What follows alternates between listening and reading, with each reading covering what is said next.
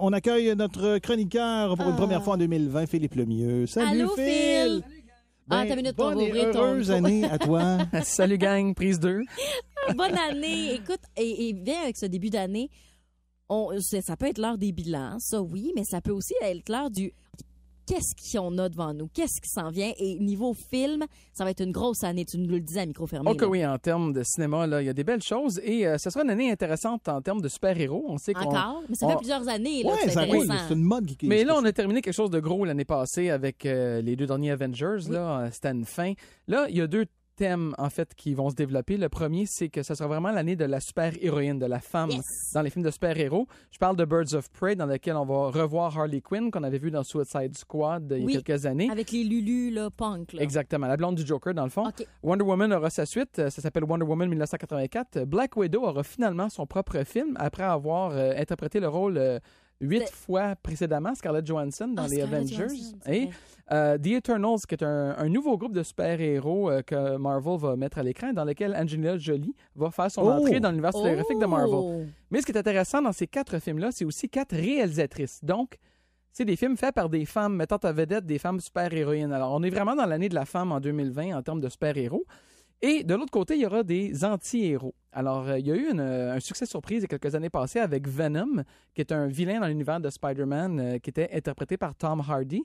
Il revient dans Venom 2 et on sait que Disney et Sony ont signé une nouvelle entente qui permettrait peut-être à Spider-Man d'apparaître aussi dans les films.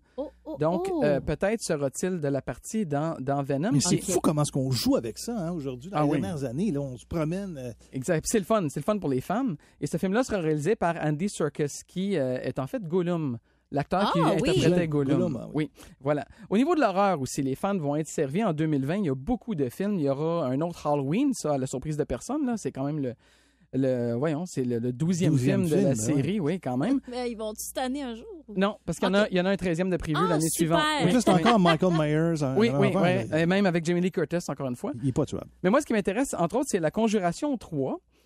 Donc, on sait l'univers des films de La Conjuration s'est inspiré des véritables enquêtes de Ed et Lorraine Warren, qui étaient des démonologues et des enquêteurs paranormaux.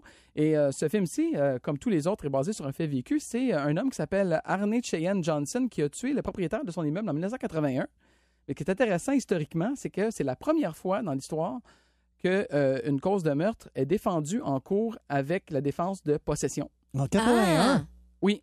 C'est pas si lointain. Non, et c'était la première fois que l'avocat disait « Ben non, mon client n'est pas responsable parce qu'il était possédé par le diable. » OK? Ah, c'est c'est fascinant, ça. Je trouve ça vraiment C'est un fait historique et donc le film va s'inspirer de ce fait-là. Parfait. Il y a quelques incontournables aussi en 2020.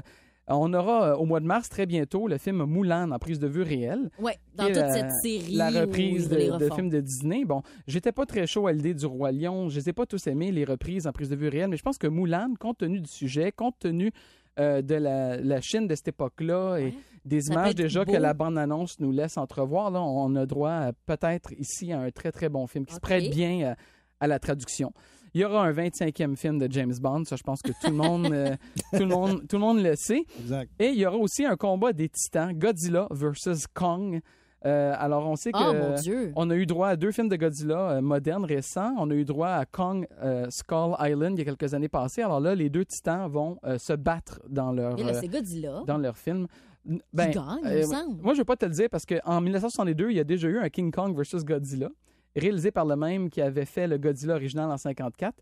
Et le gagnant était, je vous le dis pas. Mais pour terminer... il y a trop de choses, j'adore. Et en terminant la chronique, simplement vous dire que les tout-petits seront très heureux cet été puisqu'en juillet, il y a un autre film qui va sortir qui va leur faire plaisir. Je vous le nomme pas, mais je vous donne un indice audio à l'instant. Ah, ben oui! Les mignons! Hey, dis-le pas! Je ne dis pas choisi? Ben là. Trop tard. Merci, Philippe Lemieux. Ça me fait plaisir. Que tu reviennes pour nous parler de tous ces avec films-là. plaisir. Salut!